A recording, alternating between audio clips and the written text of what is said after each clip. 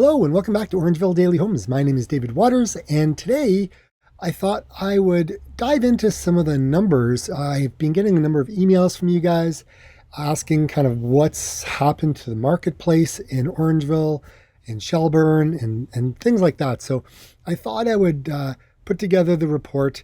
I never like to inundate people with, lots of emails all the time. So anyways, I thought I'd wait a little bit, kind of compile all the numbers and kind of see what happened, since COVID-19 hit, right? So let's start with, let's go through here. So last month, obviously the June numbers aren't in, okay? So you're kind of treating this as being at the end of May.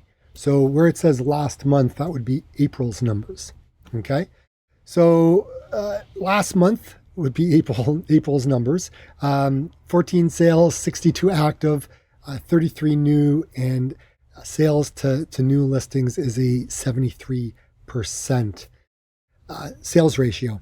Year to date, we've got 195. Again, that's the end of May. And new listings, there was 275. So basically a 70% sales ratio that we're seeing. Average prices have trended up a little bit. And I wouldn't even say up that much. I mean, it's kind of still early to tell, but we're still in kind of low numbers. But the sales to list price is pretty much 100%, right? So you list it for X price, they're getting that, right? Average days on market, 25 days.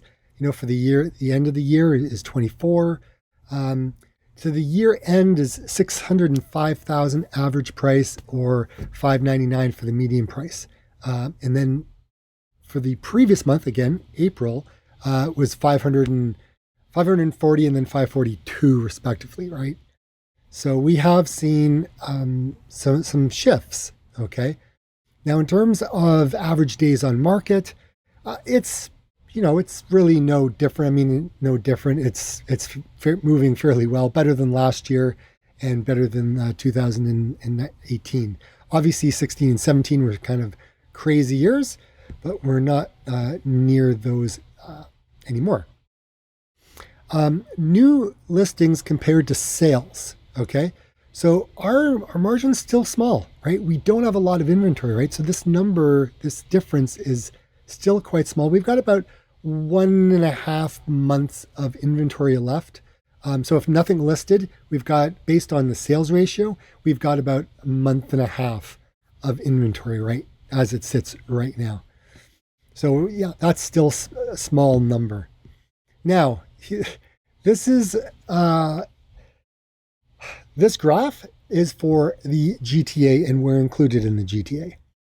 So there's a bigger pool to draw based on numbers, and it charts actually nicely.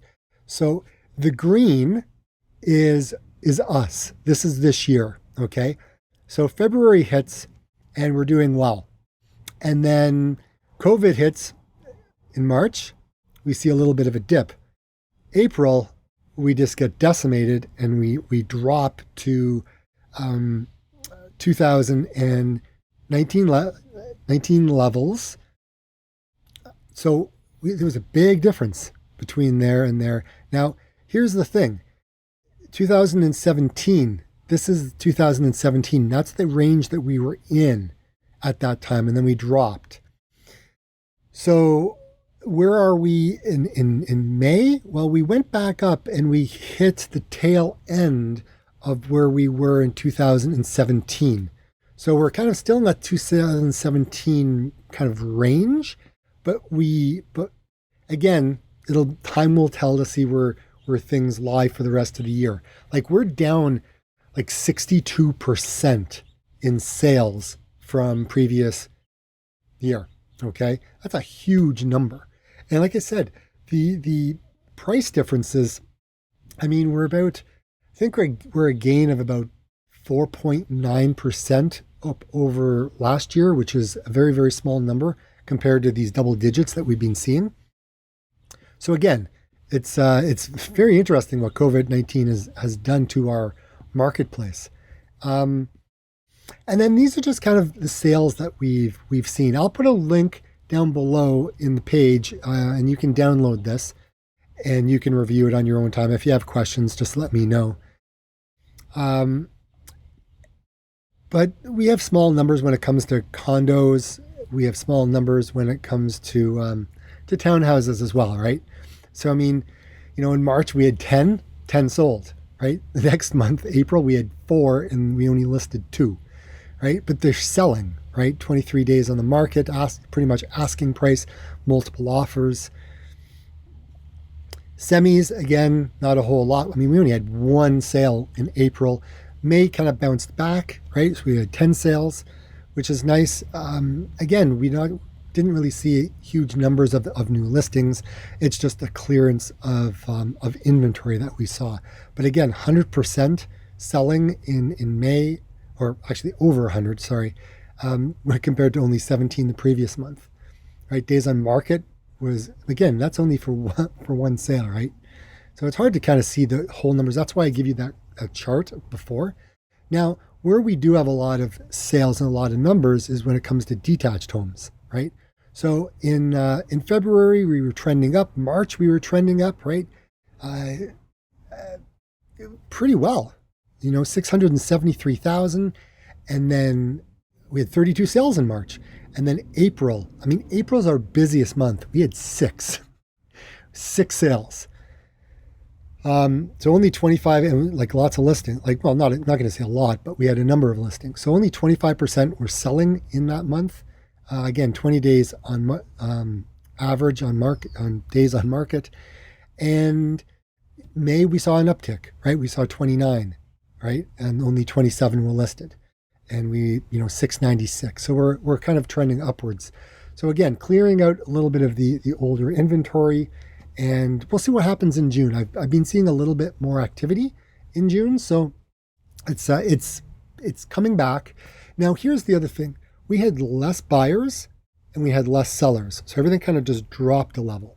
And then with that, when you're still kind of in that time frame where people need homes, and we ended up in multiple offers a number of times. We've been seeing that because there's lack of inventory, right?